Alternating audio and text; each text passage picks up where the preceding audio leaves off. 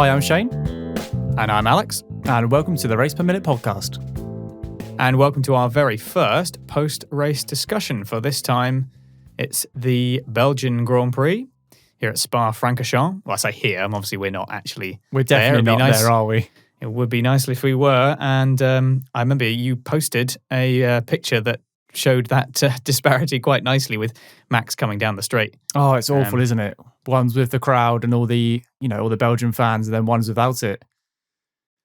Like I said, it's quite an exciting place to be. Yeah, it's going to go down in history this year for Formula One, for better or for worse. We'll find out soon. It certainly will. So this is obviously going to be our regular post-race podcast, and we'll try and bring you as much information as we can. We're pretty much fresh from watching the race. So let's jump in just after our view from the stands. Yeah, so View from the Stands is a segment where we look at any comments or suggestions people have popped on Twitter, etc. And there's been some great comments coming in about the race itself, qualifying, and all that good stuff. And there's some good comments on the YouTube video as well. And we've replied back to, I'm happy to say, most of them. I've gone through the Twitter mention, and I think I've replied back to every single person. So keep those coming in. Great discussions happening on Twitter. If you want to get involved, you can follow the Race Per Minute Twitter account at Race Per Minute, or myself and Alex individually. My Twitter handle is at Shane57F1, and Alex is at Cottrell Music. Is it Cottrell Music? That's the one. It is Cottrell Music. So you can follow us on Twitter, or you can email us at info@raceperminute.com. We're still waiting for that first person to record a question or their thoughts or opinions and send it in so we can play it on the podcast. So if you're interested in doing that, you don't need any mega high quality equipment. Just use your phone and send it into that email address, and we'll be sure to review it and pop it on the podcast coming up. So moving on. So coming into the weekend in Spa, a couple of interesting little tidbits before we start. I thought it was surprising, or maybe not surprising, that Leclerc's Q1 time coming into the race was slower than his Q1 for Sauber at the 2018 Belgian Grand Prix. Oh, wow. Yeah. Not by much. I think by a few thousandths of a second, but that's pretty shocking. So that gives you a picture of where Ferrari are right now. It's pretty abysmal, and obviously that transferred into the race. I watched practice 1 and practice 2. I didn't manage to catch practice 3, but I saw they finished bottom of the order, and I thought to myself, you know what? It's probably they just haven't found the right setup, or something happened on track. I wasn't quite sure what happened because I was at work. But then obviously moving into qualifying, they qualified 13th and 14th, Leclerc being the 13th. Only a 10th between them, but still the Ferrari are out of the top 10 now and only just scraped through into Q2, may I add. It wasn't by much. Russell almost had them. A team that's gone in the opposite direction is Williams.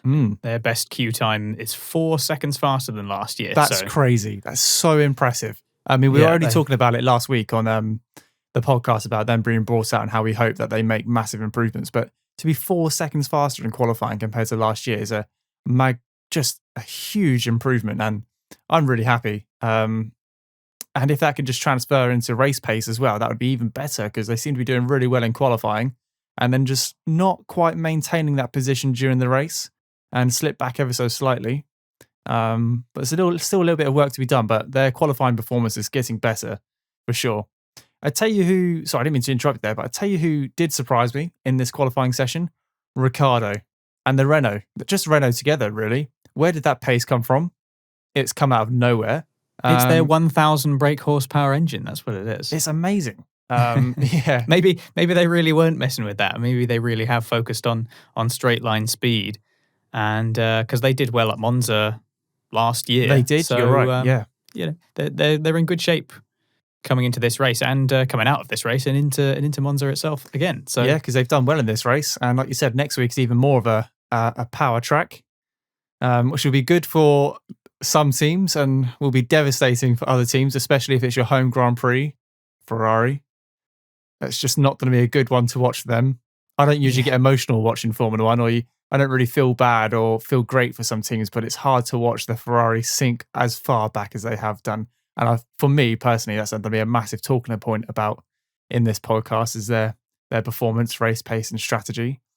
But as for qualifying, anything else did you notice? I mean, the McLaren's a little bit further down than I expected, along with the racing points. I expected those to be a little bit higher given their engine and their form this year, but the Renaults just jumped straight in there and took that position away from them.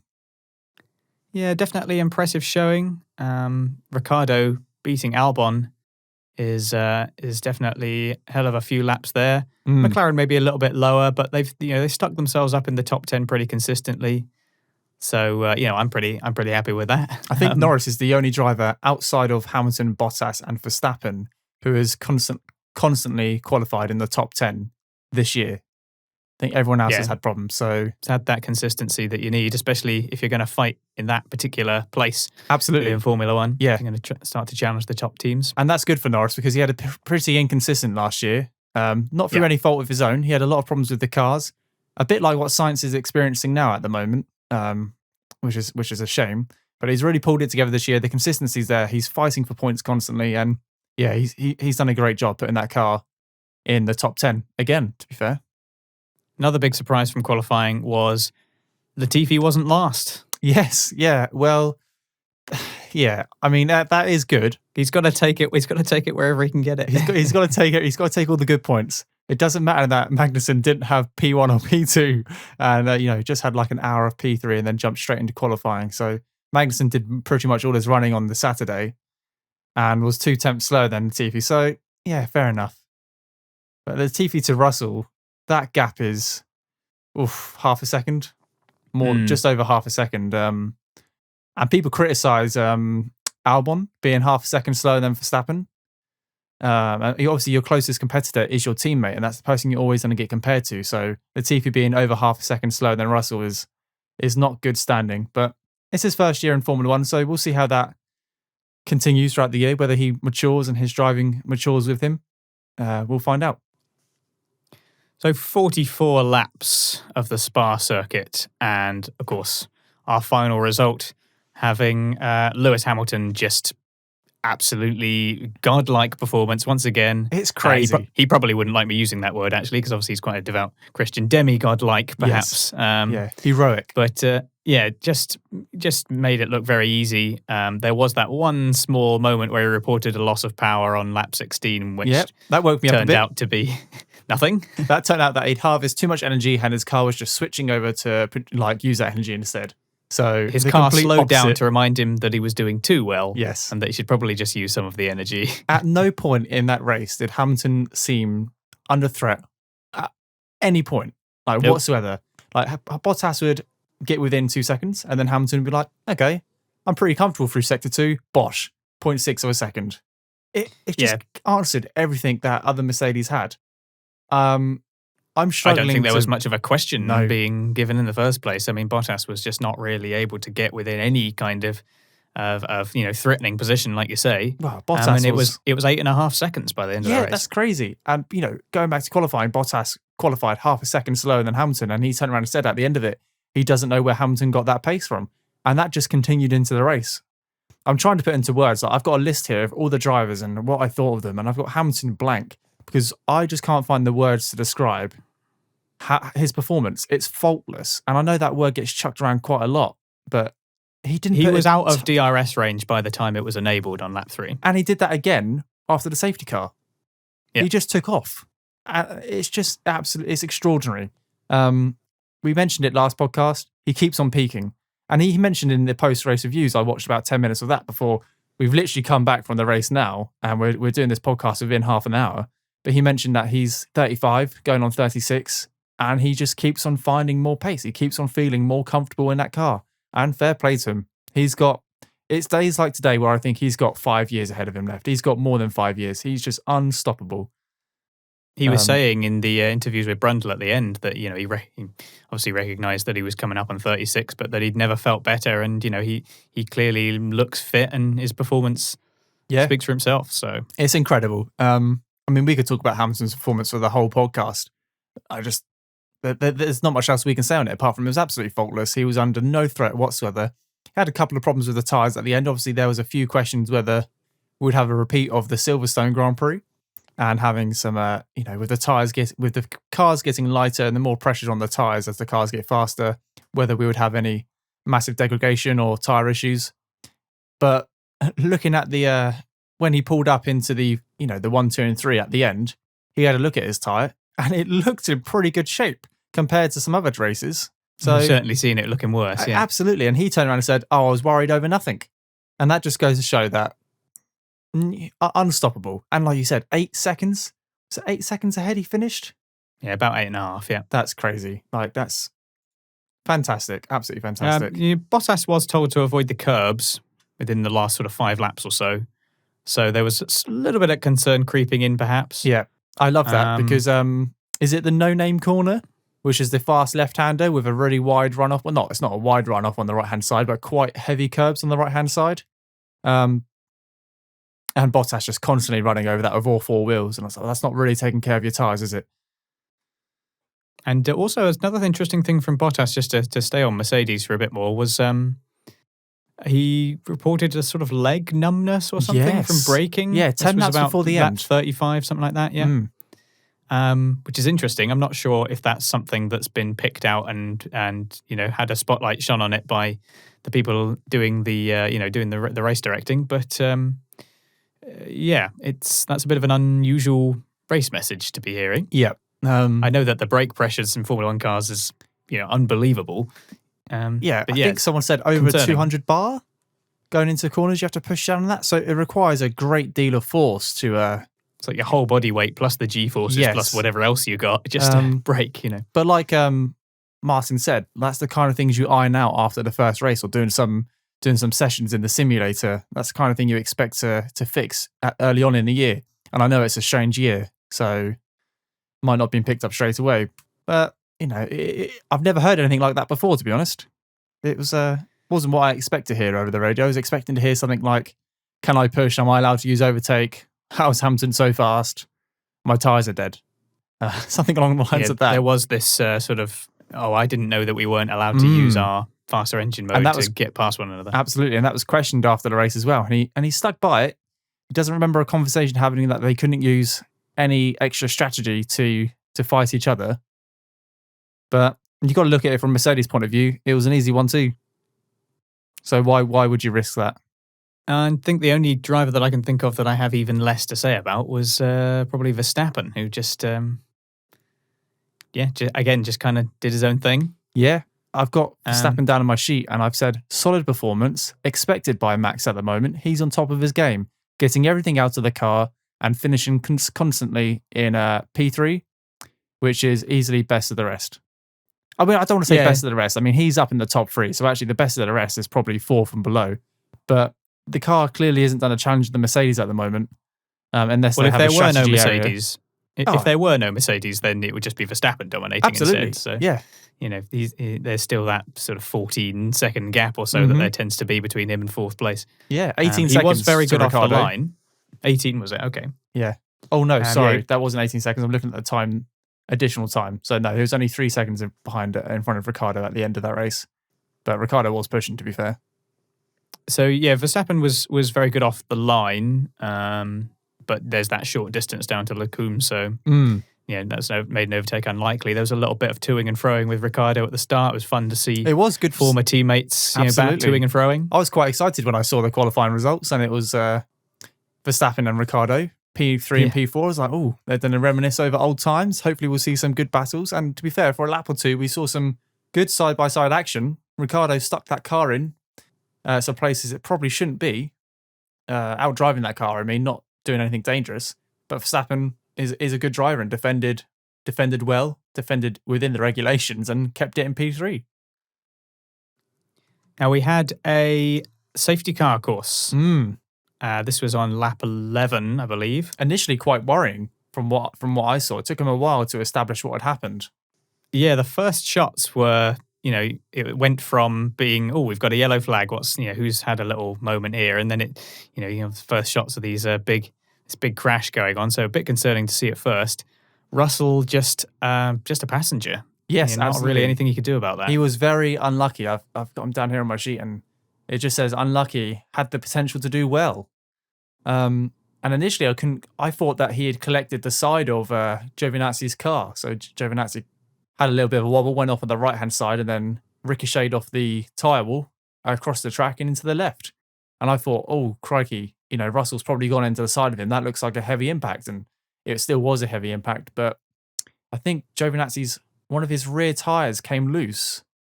And that took out Russell's front right tyre. Yeah, a bit concerning that the tether has come off. You don't see that very often, A little bit concerning that he's lost that. Yeah.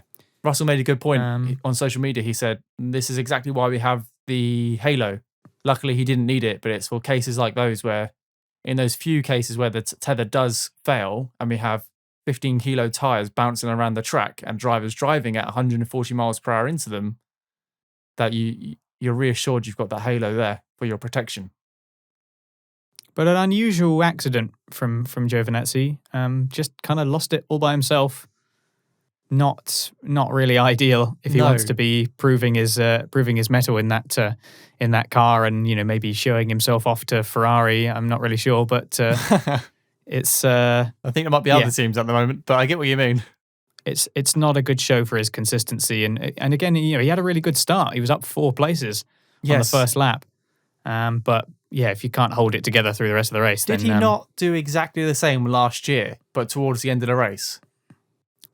Yes. Did he not just lose it all by himself? I don't think was it last year or the year before? The same place though. No, it wasn't the same place. It was Pouhon. It was Pouhon last time, which is obviously a faster, more difficult corner. But there was no other interference with that vehicle. It was all by himself. All by himself. And he lost it and took himself out of the race. And he could have scored points that race. I think he was running in P9 or P10, which would have been great for him. But he just lost it all by himself and had a pretty bad accident back then. So Belgium hasn't been Giovinazzi's best track so far. I mean, he's crashed out twice in the last 2 years by himself. Yeah. And like I said, for Russell, just unfortunate that he collected that tyre. Did very well. Well, he was on the way to avoiding it, but it was just, like you said, just a passenger. No one could have avoided that. The Haas's did well to avoid them, but they were a second or two further back on the track, so they had time to react. Yeah, they did well to avoid the debris in that. And of course, the safety car came out. They didn't red flag it, which I was kind of glad they didn't really. Oh, I was surprised they didn't. I was kind of asking for a red flag with the amount of debris on the track. There was a lot of debris on the track, and then obviously a few cars had to go through. But with the size of Spa and the lap time, once the safety car comes out, there's more than enough time to clear it. True. And I think they did a very good job. There's very good service roads at Spa, so yeah, I'm glad that they didn't red flag it. I think it was very possible for them to do what they did, and yeah, they did it. I think if the accident had been within the top 5 cars, and we had another 15 cars to go through there under yellow flag conditions or under racing conditions, it would have been red flagged because you would have instantly shut down the race and prevented an accident. Because it was a fast part of the track. There isn't a slow part of Spa, to be honest. But given that it was the last couple of cars, I guess they knew that it was only the Haas drivers to go through. They had good sight of what had happened, and then they could yellow flag, get their tracks slowed down. And obviously the majority of people went on to box. Yeah, so then obviously everyone goes in the pits, but not Perez. Who stays on softs. Or who else was it? Gasly. Gasly stayed out at hards, yeah. Yeah, Gasly stayed out at hards, which was probably the best call. And Perez, to my surprise... I don't understand that strategy at all. I'm glad you said that, because neither do I. It makes no sense. It was strange. They kept him out on softs and he just lost loads of places and then pitted, came out last and ended up... where did he end up? End up in 10th. Wasn't in the points, I don't think. Was he 10th? Ended up in 10th. Just managed to get past Kvyat. Oh, yeah. Yeah, he just managed to get through at the end, didn't he? Yeah. Yeah. So... slightly not a particularly encouraging race for Racing Point. No, I expected much better from them. On my fantasy F1 team, I have Racing Point as a constructor and 2 Racing Point drivers, and I was very confident going into this weekend because of their power unit and their past performance, and I've not really lucked out. They finished 9th and 10th. They're picking up 3 points for them. Yeah, they could have done a lot better. They swapped places and kind of both lost a place each in that sense. Absolutely. So yeah, not an amazing race for them really. I think that it was Perez, wasn't it, who kind of repeated his action that he did on Ocon, but it was on. Yes. Who was it on? God, I'm trying to remember now. Was it on Gasly? Gasly, yeah. It was on Gasly going into Eau Rouge.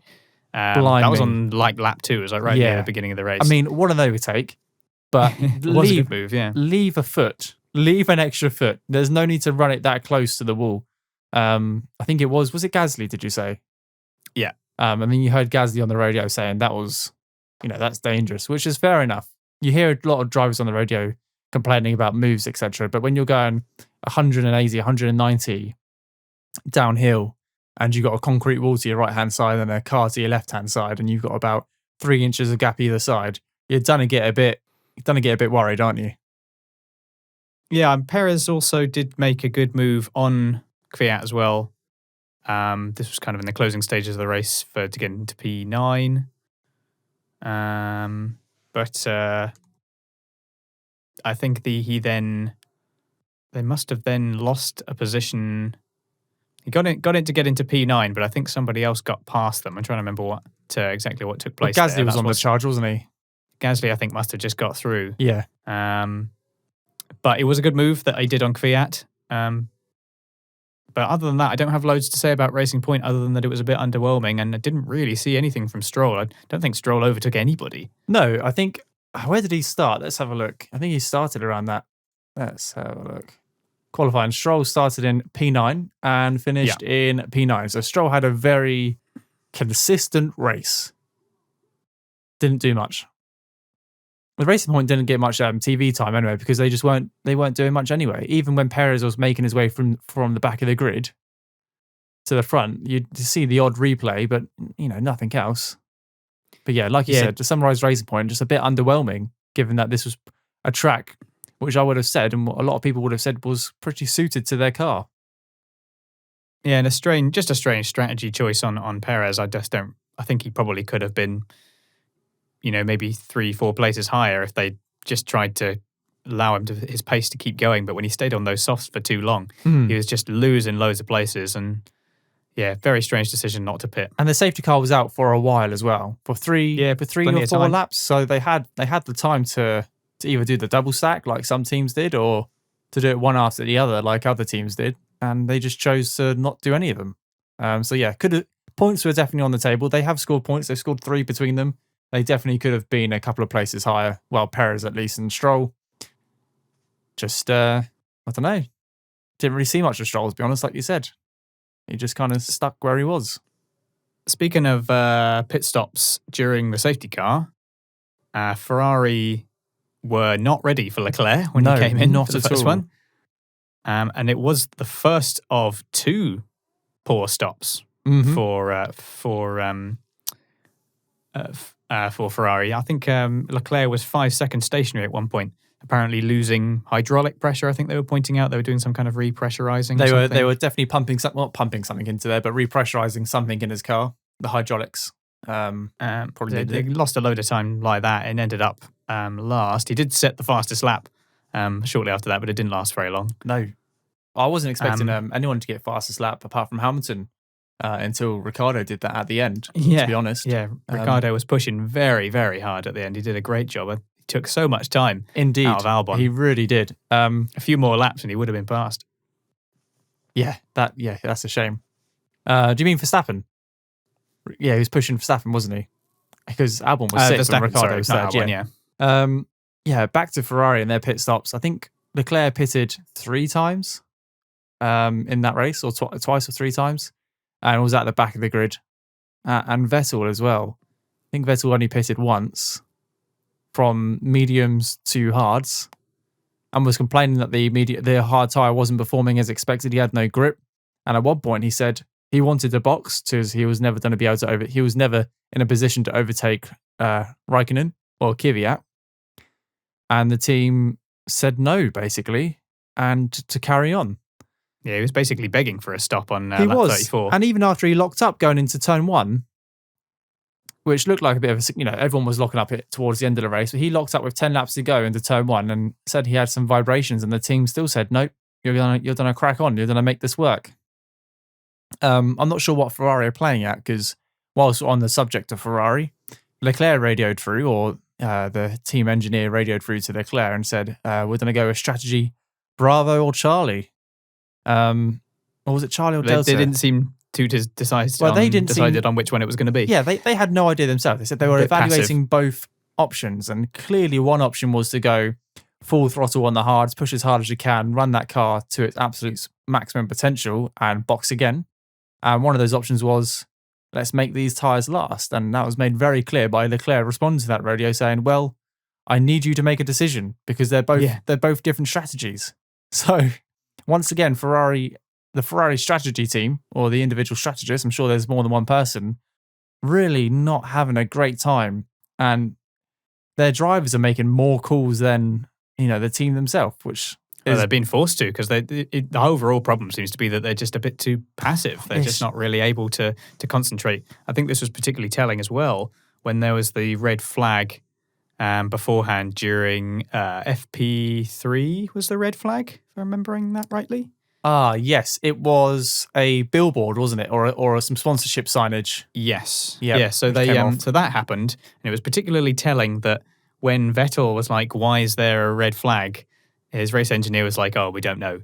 And then Hamilton asked the same thing, and Bono was like, "Yeah, this is what happened, and this is this you got to come in and do this." And it was just very the whole clear. Operation seemed a lot more precise, and they were giving him clear information, and that kind of sums up a lot of the problems at the moment. Is there's just some serious mismanagement going on, and, absolutely, and the pit wall is doesn't really seem to be in control of its own operations. It's just a bit of a shambles. Like they took a risk boxing Leclerc after the safety car. And I reckon they must have had some time because actually the Mercedes managed to do a double stack. Oh no, the Mercedes didn't box that lap, did they? They went on a lap, went through the debris and then did a double stack.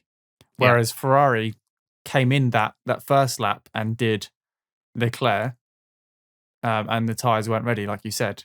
So they could have waited and they could have done the double stack like every other team managed to negotiate. But Ferrari just flapped a bit, and if you don't call a driver in if you're not ready for them, it's not the most complicated strategy in the world.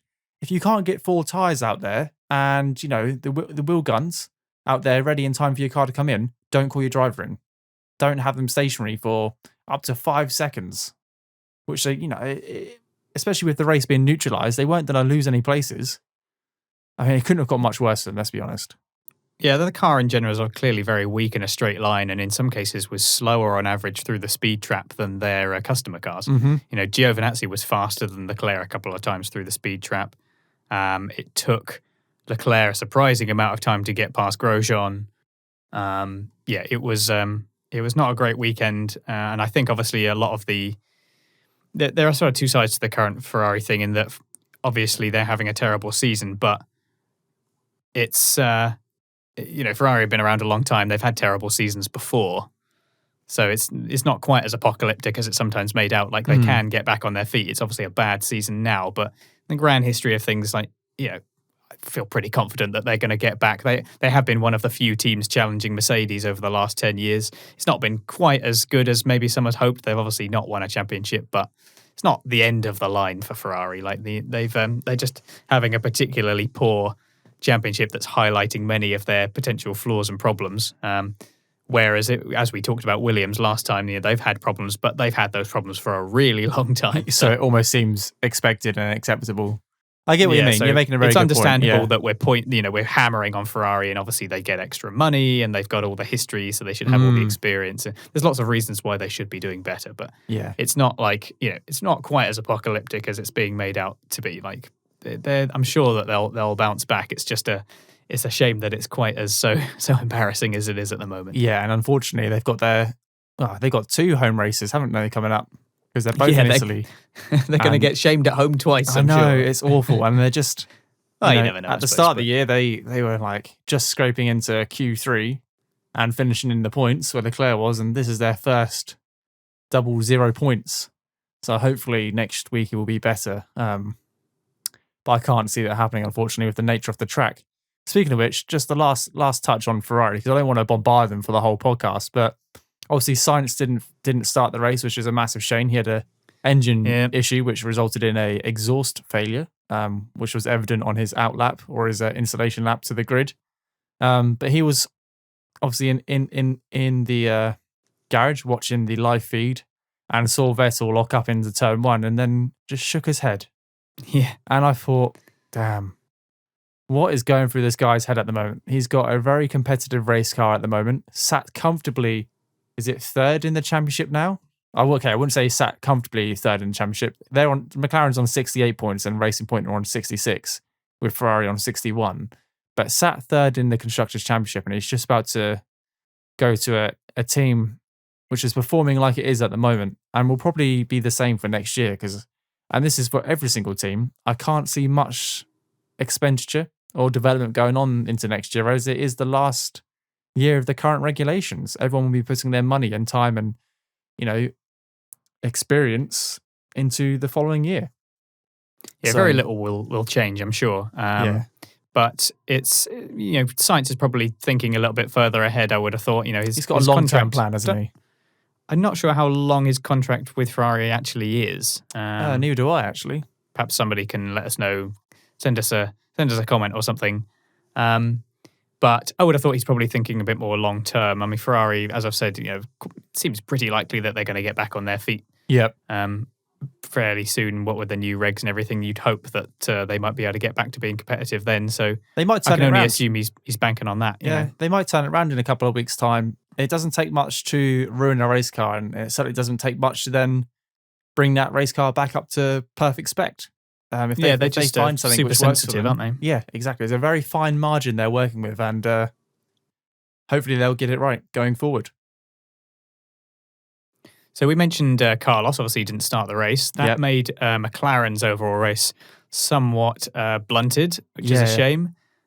Norris, generally a good showing. He did overtake Leclerc for P6. On lap 6, not P6. He did overtake Leclerc on lap 6. Yep. But he didn't quite make it enough to get to P6 overall. No, he did a good showing. Didn't quite get last lap Lando, which I was hoping for. No, I think that was being hyped up way too much. I mean, obviously it's happened before, but it's under pressure to do it every time now. Yeah, exactly. I've got brilliant drive from Norris, keeping a charging Gasly and Perez behind him, kept cool under pressure. So obviously Gasly and Perez were on a completely different strategy and were cutting their way through the grid quite severely at some points, lapping like 1.5 seconds faster than Hamilton at some point, just because they had the fresh tyres to do so. So I fully expected Norris to get mugged on the last couple of laps, if I do say so myself. And Norris had a message from his race engineer saying, try and stick within the track limits. We're getting pretty close to a penalty or getting pretty close to a warning. And that's just clear that Norris was pushing to keep his position, which he did. So obviously Norris adapted to what his race engineer was saying, kept it within the confines of the racetrack and managed to keep Gasly and Stroll and Perez behind him, it was all pretty close, when they finished. Yeah, Norris didn't really distinguish himself in the early stages of the race. A little bit wobbly in places. I saw a little mistake coming straight off the start. Yeah. But yeah, when it mattered and he kind of needed to hold those positions, then obviously eventually take one. He did put the effort in. So generally a good performance from Norris. Will probably be some cold comfort for McLaren overall, who are probably hoping for a few more points to keep their position in the standings. Well, but he was only a second behind Albon. That's another conversation, I suppose. We'll about get on to Albon that soon. But yeah, Norris was quick. And Gasly, Stroll, and Perez were all within 5 seconds of Norris. So actually, I think he did very well. I think he did all right, actually. He was consistent. He did exactly what he needed to do to keep his drive and to keep his position in this team, which is what we want.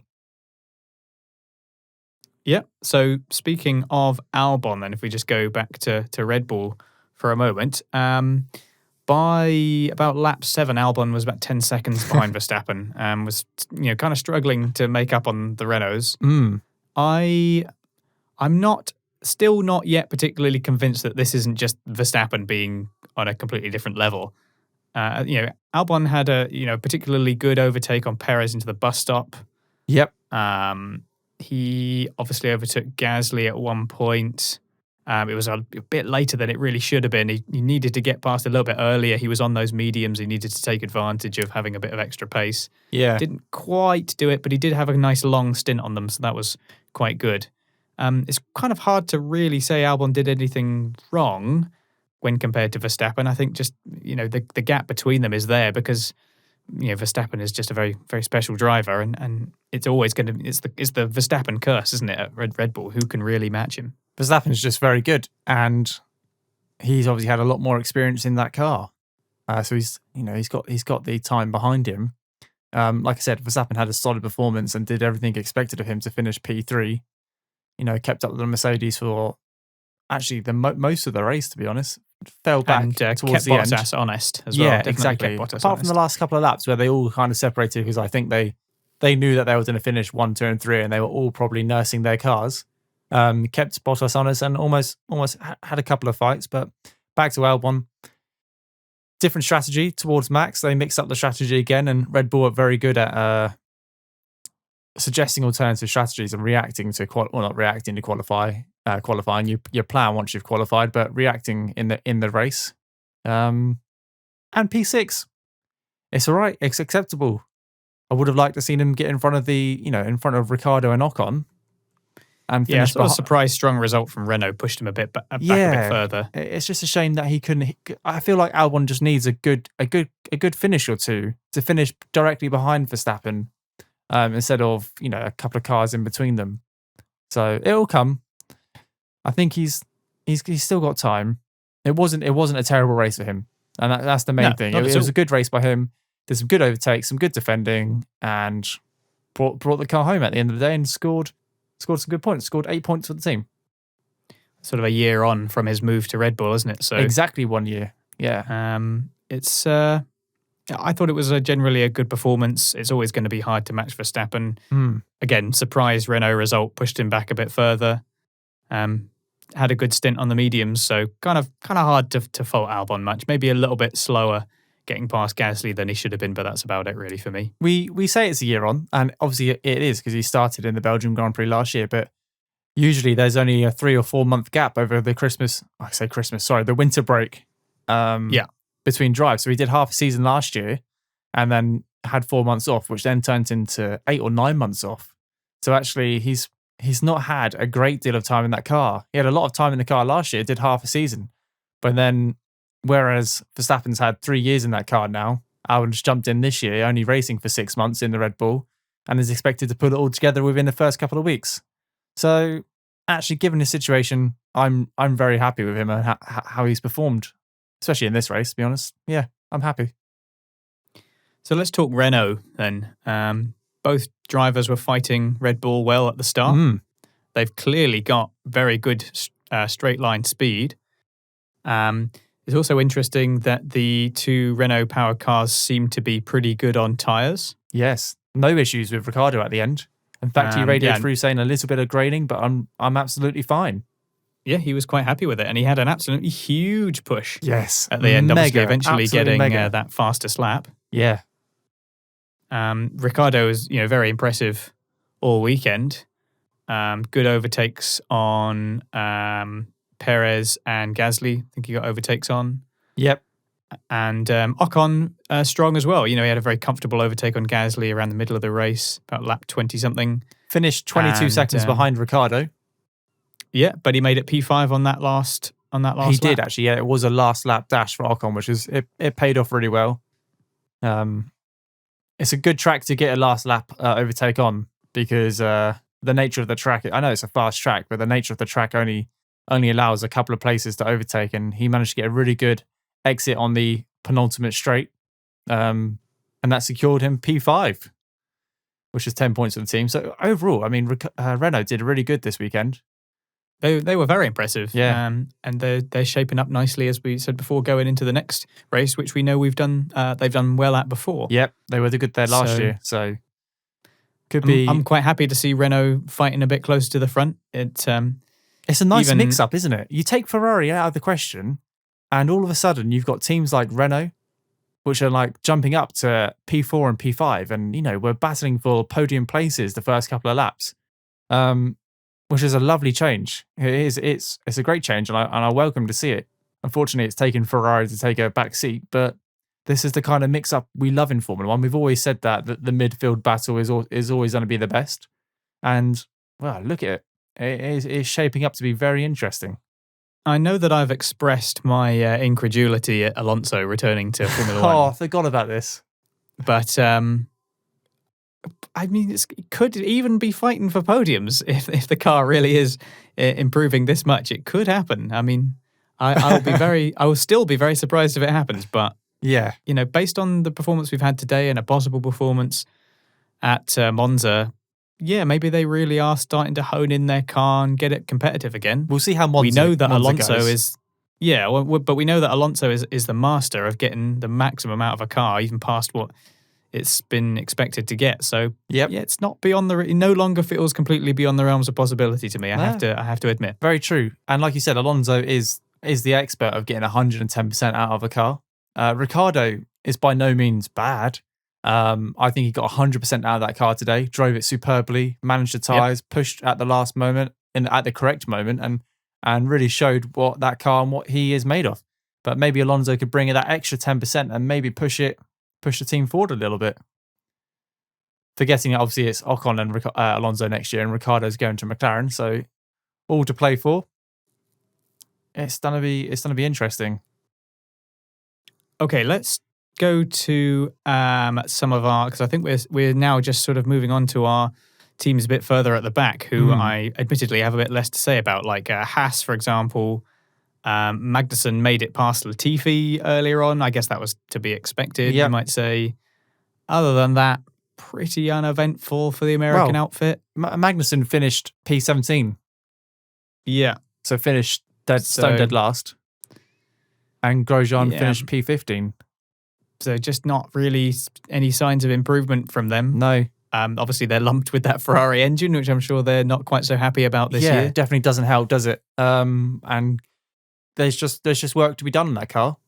They buy a lot of parts from Ferrari as well, don't they? So yes, yeah. There's probably a lot they just can't do much about. Which obviously it worked for them well a couple of years ago when they finished P6 in the Australian Grand Prix, their first outing, and everyone was like, you know what, this buying components from another constructor is working really well. And it may have worked well for them in 2017, but it's definitely not working well for them in 2020. And I don't think, like you said, there's not much they can do about it. They're probably contracted to have those parts. They've probably paid for them already. They're definitely not in a position to switch out manufacturers, etc., or whatever their customer team is. It's just me a waiting game for them. So, like Ferrari, I feel like 2022 will probably be the next time we see Haas really fighting for points, because that was a bad race. I certainly hope so. It was. They were slow. Just not much else to say for them apart from just wasn't a really good race. Similarly, the case for Alfa Romeo. Obviously, they lost Giovinazzi to his mistake. Yeah. Raikkonen overtook Vettel at one point. Old teammates matching each other up again. It's strange how that's happened a couple of times this race. You had Verstappen and Ricciardo going head to head, and then you had Vettel and Raikkonen. And who would think that Raikkonen went to Alfa Romeo at the end of last year or the start of last year? Obviously, he left Ferrari, and I never really expected them to fight on track together. And here they are, fighting for P12, and Raikkonen coming out on top. And Raikkonen also, interestingly, at one point he's talking about water by his right foot. Yes. And I didn't realise that there was going to be rain and that it was going to be localised entirely within his cockpit. The old rain gate. Yeah. I like to call it every weekend, 100% chance of rain. And then as we move on to a Wednesday, it's like 50% chance of rain. And as we move on to a Friday, it's 20% chance of rain. And you think, actually, the occasional hopeful camera shot pointed towards the sky. Like, exactly. There's some clouds over there. It's definitely cloudy. I mean, it's cloudy outside today, but it's by no means raining. Let's get a race engineer radio message put on screen where they mention the clouds. There we go. Could be rain, could happen, could still happen. They did say to Bottas, I think, it's starting to cloud over. And I'm like, I'm sure he can see.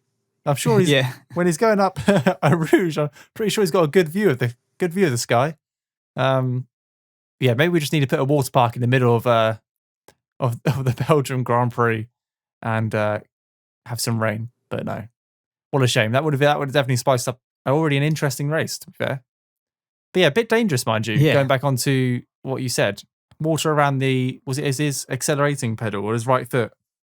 I think he said. Yeah, right foot obviously be on the accelerator. So I'm not sure exactly what that is. I don't think it's a water bottle, because I think he made a comment last year about not having a water bottle, not having raced with a water bottle in a long time, in response to someone else's water bottle not working or something like that. So maybe hydraulic fluid, but not great at the end of the day. You don't really want water down by your feet when you're racing a car at 200 miles per hour.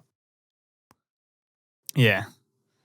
But Raikkonen still a good, nearly 20 seconds or so off the points. Slightly better for Alfa Romeo. They have been languishing at the back quite a lot this season, but yeah, just needed a bit more consistency from Giovinazzi. Again, they are also suffering from being the Ferrari customer team.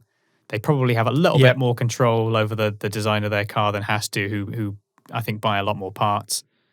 But Alfa Romeo, it's kind of sad to see them go a bit backwards this year.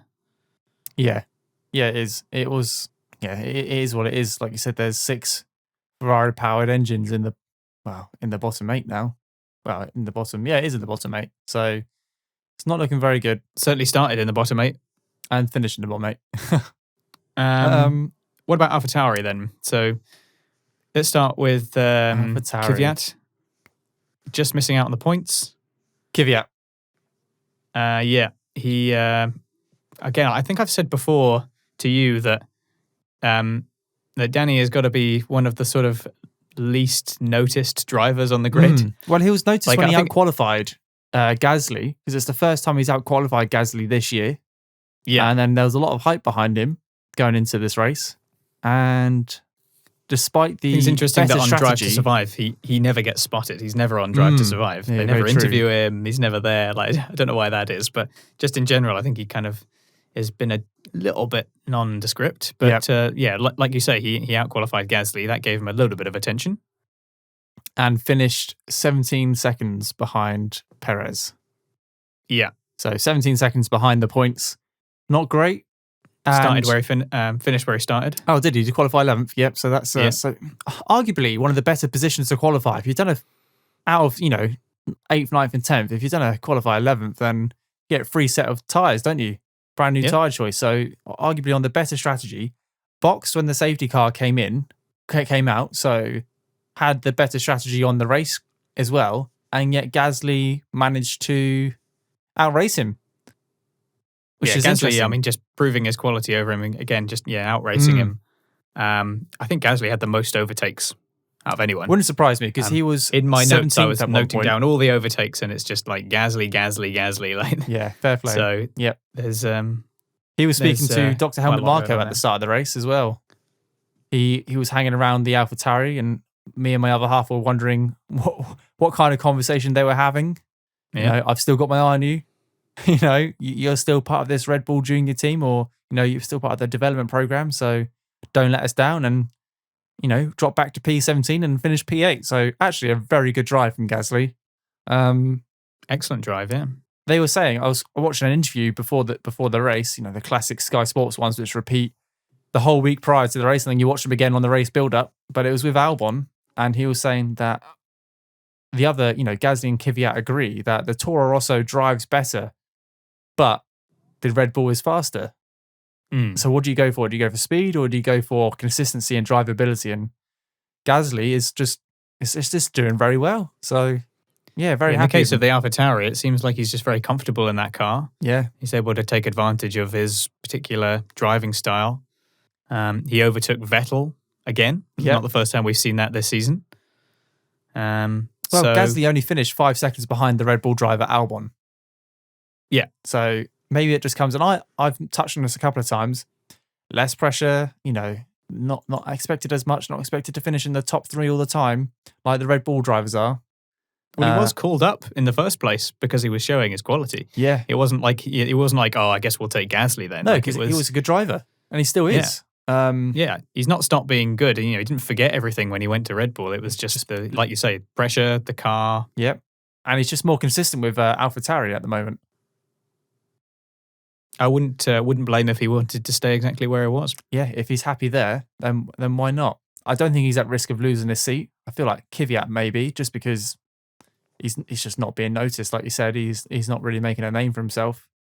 which is probably good for Kvyat, given that he, the torpedo was a thing a couple of years ago, and that's dropped off. So maybe keeping quiet is his game plan. But I think out of the AlphaTauri drivers, Gasly's probably done a stay. Kvyat might end up going soon. Not soon as in like mid-season or anything like that, but at the end of the season. I'm not sure what their contracts are like for next year. But it wouldn't surprise me if his has got a big question mark over it, whereas Gasly has got a tick next to it already. So just a couple more like general things about the race. I wanted to say that it was interesting in this race. I think generally the pack was quite nicely bunched up, and we did see a lot of overtakes, and that made for an interesting race. It's just except for that gap to the top three. The top three just always seem to be miles in front of everyone. They're just not even in. I mean, the Mercedes, as I've said before, are just not even in the same category of motorsport. And then you've got Verstappen, who is just clinging on for dear life, like somehow managing to keep gets up. that car. Yeah, that Red Bull is clearly quite difficult to control, but he's got the skill to keep it on the tarmac. So did you notice when the full track map came up on the screen on the bottom right corner, and the Mercedes had just finished the long straight with Verstappen, and then the Renaults were just going through the first corner, and I was like, blimey, that really emphasizes the gap between these cars. And I was like, get that off the screen. That's not encouraging good racing. People don't need to see this. I was like, let's at least pretend that they're all on the same bit of tarmac, but no, they were a country mile ahead. I mean, just goes to show how well they're doing. And, if Albon could just get up there and make that top three a top four, might make it a little bit more interesting. But that will come with good time.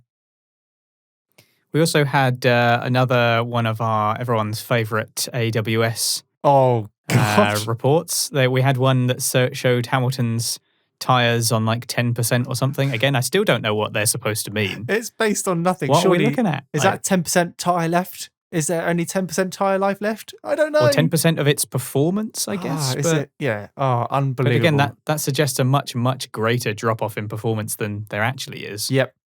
Not really sure. It almost makes it sound as if like the tyre could explode at any moment. I know. If you're racing to the last 10%, and this was like on lap 37 or 38, I believe the graphic came up. Noticeably, for me, it didn't have Amazon Workspace logo over it. It just had the tyre graphic. So I don't know if they've moved that because it was getting a little bit of criticism and just kept the tyre graphic up. But 10% for front tyres. That car, by any means necessary, should be sliding all over the place. And yet he was gaining seconds on the car behind him. So I don't know. The other one that we had was also them reporting that Ocon was going to overtake Albon in 4 laps whilst he was 2.3 seconds away. Mm-hmm. Obviously, that didn't happen. He did eventually overtake him. It took him a lot longer. But that was a standard DRS pass, wasn't it? And they did have this sort of overtake difficulty slider. Oh, jeez. Again, what does that mean? What are we looking at? Who determines how easy this overtake is? It seems that he's going to overtake at one specific point that's easy or difficult. It just doesn't, it's pointless. It's a little bit of an Americanization of the sport, because obviously American sports do a lot of stuff with stats, and it's a very big thing in more predominantly American sports like baseball, for example, and American football. And I kind of understand that people like the stats, but they've got to mean something, and they've got to know what you're looking at. They've got to be useful got to have in some way, context rather than just behind it. Just put some numbers on the screen. Just put some numbers on. There we go. Yeah. Look, stats, information. If it's not useful, if it's not actually giving anything, then get it off the screen. Yeah, show me the race. I completely agree. They have made some promising moves though, as in I love watching the main on-track action, and then on the left-hand side under the driver's order, occasionally you'll get like a pop-up TV or like a dual screen. Picture-in-picture. Yeah, I think that's fantastic. Why haven't we been doing that for a long time? Have that happening more of the time, because I think that's a really good way to showcase what's happening on the track at different times. One of my least favorite things. If we're mid-complaint though, you might be about to talk about the same thing. Is this going to be about the? Is this going to be about the team principal interviews? Oh no. Okay, no. You carry on with that. I've got something else to complain about. Okay. Well, we've complained about this before when we've discussed it. Is that they need to stop these pointless mid-race interviews with team principals. Like, just let them do their job. I like that Christian Horner basically told them to leave him alone on like lap 37. He was like, "I'm just going to leave you to it," and just left, which is perfect. Yeah. it's all just meaningless fluff until the race is over. Because the commentary team highlighted how busy he must be on the pit wall, and then Christian Horner was like, "Yes, I am. So leave me alone. Leave me alone." They should have gone to Gunther Steiner, who clearly wasn't doing much in that race. Yeah. What do you think? Claire Williams, you're not busy. Yeah, exactly. What's going on? Yeah, oh, blimey. Yeah. Yeah. But it's all sort of, do you think you can get some points? Do you think he can get past? Well, I don't know. Should we just watch the race? Yeah. Should we just watch the race and see what happens? Yeah. There used to be a time where they used to cut to the picture of like the team principals talking into a headset. And I was like, why are we watching this? I was like, get back to the TV. I pay good money a year to watch the Sky Sports F1. Or not just Sky Sports, but the world TV coverage. It's like, let's just get back to the track, shall we? I don't know who's making those kind of calls, but just please stop. Please stop doing that. Just stick to the on-track action, or what's left of it. Let's continue the whinging. What's yours? Okay, fan cam. It kills me every time I see it. There was a guy doing a shoey, wasn't there? Yes, and I was like, it was like, go for Verstappen, and did a shoey, and I was like, what is going on? Verstappen doesn't do shoeys. I know. It's Ricciardo. I was like, don't put. I think okay, and to recompose myself. What really upsets me? It's a bit of fun though. It's kind of harmless. It is harmless, but it's all pre-recorded, and I know you can't have live people's reactions. But in the back of my head, being like a tech guy and working in IT for the last couple of years, I understand that these things have been pre-recorded and they're just a host of files being ready to be played. It's like, it's not organic. It's not organic reactions. It's fake. It's almost as bad as putting canned laughter over like comedy or, a round of applause on a show or something like that. That person is not reacting to that on-track overtake or that on-track move. So why are we playing it? Just stick to I'd rather see a Heikkinen like advertising board than a fan reaction. That's just my personal preference. It's just too corny. I understand what you corny. mean. Yeah, I understand what you mean by it being quite canned. Yeah. And I'd rather put live tweets a bit distracting. I'd rather, like some garages do, I'd rather them put a hashtag out, Belgium Grand Prix or Belgium Grand Prix, and then just showcase a couple of tweets throughout the race. Not necessarily on the screen, but on the advertisement boards, on the digital ones. Because that's happening as and when the race is happening. You can set up a feed. They're really easy to to negotiate. They're really easy to just put in place. Just don't use footage which was recorded 3 months ago before the season even started. It just bugs it's become me. a little bit of one-upmanship as well, because people have now realised that they need to do something kind of zany in order to A, get on the screen in the first place, and B, be noticed when they are. So there was that dude who was like, wasn't there like a shirtless dude or something at the 70th anniversary Grand Prix or the British Grand Prix, whichever one it was. It's now become a bit of one-upmanship of who can be the most crazy in order to get noticed. I mean, it's kind of harmless, but it is a bit cringy. It is harmless, but like if this was a normal, I almost said this was a normal season. I do apologise. The season is normal. It's just a little bit different. If we had crowds and the camera was cutting to the crowd, don't get me wrong, I'd be complaining that we're watching the crowd cheer when I want to be seeing what's happening on the track. And I know I can still see the track and the fan cam is still there, but it just bugs me. It just seems a bit corny. Real. Yeah, well, it's real within the confines that it was recorded probably 4 months ago. Yeah. I saw the tweet went out from F1 before the season started. It's like, record your celebrations for your favourite driver. And I was like, no, this can't be a thing. This really can't be a thing. But no, it is. And it will happen for the rest of the year until we can have crowds back. But that's all I've got to say. That's the little moan I had.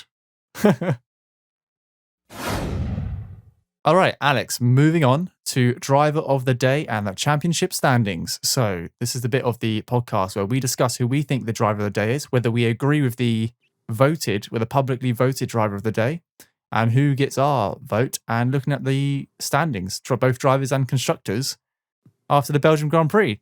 So my driver of the day, I would have to say, would probably be Ricciardo. Okay. What about yours? I'm very close on Ricciardo. I think he put an excellent work in all weekend. Yep.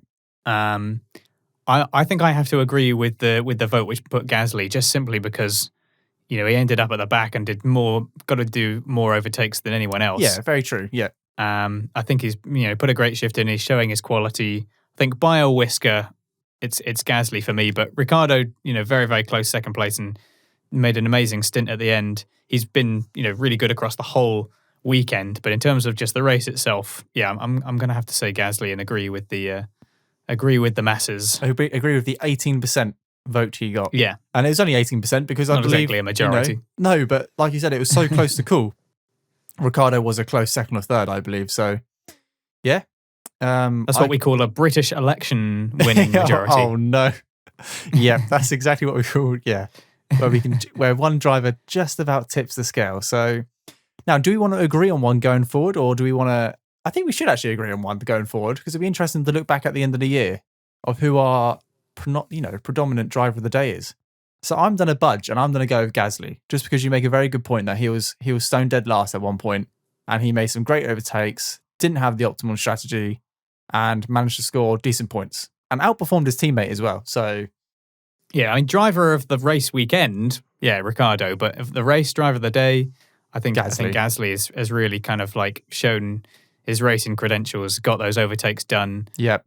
He's made it work with the tyres that he had. He had that slightly different strategy where he's on the hards, and he's outperformed his teammate despite starting behind him, got some solid points. Yeah. And is constantly just showing why he has potential to go elsewhere. Yeah. So definitely. I agree. So let's move on to the championship standings. We'll have a look at the drivers' championship standings now, and then we'll move on to the constructors. And I've lost it on my screen. There we go. So no surprise, Hamilton is ahead with Max Verstappen in second place.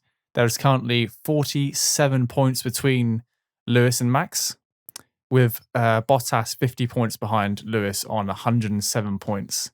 And then it takes a bit of a dive, but gets very close. Have you got the results up in front of you? Yeah, so again, like you say, the 50 points for Bottas, I mean, that's looking like a pretty difficult mountain to climb, if even possible at all. So we've got 10 races left, 10 confirmed races left. So it's still possible. I mean, it would be possible. It's theoretically possible. Yeah, that gap could be closed in 2 weeks if Hamilton DNF twice. Yep. So theoretically, it's all still to play for. But practically, we all know what's going to happen. But looking down further the grid, Alex Albon sat in 4th place. And then there's only really, he's on 48 points. And then 10th place is on 26. So actually, it's very close. That midfield, I want to say the bottom of that midfield as well, is Sebastian Vettel, sat on 16 points. But it's again something to counteract the negativity around Ferrari, which while still justified. Leclerc's in 5th. He's managed to get points. Yeah, podiums out of that car. So, and this is the first race he hasn't scored points. This is the first race Charles hasn't scored points. So actually, hopefully, an anomaly in what in the grand scheme of things to come. And that reminds me as well, as we were talking about Bottas, I think it's the first time Bottas has got back into the top 2 since we were at the Red Bull Ring. Oh, really? So he's not really had the consistency. He's been on, he's got a few thirds, but it's not really been able to push past Verstappen enough to establish himself as even the second driver in the championship. I mean, his race position was Austria first, Austria the second place. Well, the second race was second, third, 11th, third, second. So... yeah, that's why Hamilton's got such a significant lead, because Hamilton on par came 4th, first, second, first. It's a lot more consistent. Yep, absolutely. And then the constructors wise, you mentioned earlier, McLaren sitting in 3rd with 68. I mean, they got to be happy with that. Racing Point very close behind, and that's why losing Sainz was a real problem, because they needed more points to keep that gap solid. Huge jump to Red Bull on 158, with just a single win for them at the moment. Mercedes, again, not a surprise that they are way, way out in front. But yeah, that midfield battle is one of the best there's been. Yeah, especially with 6 races into years, this year, or 7 races into the year, and there's 7 points separating 3rd to 6th. So Formula 1.5, very much alive and well. It's looking good. The second championship. We've got a question for you, Alex. Off the cuff. Okay. Will Williams score a point this year? Yes or no? I certainly hope they will. I think they can. They've got a much improved car. Russell has shown his ability to put it in a really, really solid position after qualifying. Unlucky today. Probably wasn't really a great track for them either because their car is, very draggy at the moment. They've got themselves into a bit of an aero hole, it seems. Yep. And I think they got the potential though. I think if they keep working on their car, Russell's an immense talent. They just need the constantly consistency. shining, isn't he? He's constantly showing why he's there, putting that car into Q2. So I think a race where maybe they get a little bit fortunate with some rain or something like that. That's what it's going to need DNS. to take, and obviously that's where. Oh my goodness, I forgot what his name was. Scored a point last year in the rain, Germany. For Williams. Kubica. That's the one. Sorry, I forgot his name. Obviously, massive strategy calls being made. Worked for most teams, worked for some teams, didn't work for other teams, and Williams capitalised on that and scored a point. Fantastic. It's going to take another race, maybe not to that extent because there was a lot of rain and, some characteristics of that track which made drivers really struggle. But they just need a lucky strategy call. And I think they'll be in contention for a point. I hope they do. I hope they end the year with a couple of points. A couple may be ambitious, but they might be able to jump the Haas team if they do, since they're only 1 point ahead. And Alfa Romeo only 2. And exactly. So actually, we've got a nice, it sounds terrible, we've got a nice fight for the bottom 3, got a nice fight for the middle 5, and then you've obviously got the top 2 as well. I wouldn't say that's a nice fight for the top 2. That's pretty much going to stay how it is, but from third downwards, we're in for an interesting season. Right. Well, thank you very much for listening to the very first post-race review of the Race Per Minute podcast. If you've got any comments or questions at all, feel free to email us at info@raceperminute.com. Don't forget you can send it to us via an email, via text, or you can record your voice, any questions, and we'll play them out on the next podcast. You can also tweet us at the Race Per Minute Twitter, or tweet Alex and I individually. And my handle is at Shane57F1 and Alex is at Cottrell Music. If you have a look through the Race Per Minute Twitter feed, you'll probably see us in and out replying back to comments from our personal accounts, especially if you ask us any direct questions. I know a few of you have. But keep them coming in. Likewise, on the YouTube video, keep your comments coming in. I've seen some really good discussions happening so far. It's good to get the community involved and see what your thoughts are. But apart from that, thank you very much for listening. And we shall see you next time. Bye-bye. Until next time.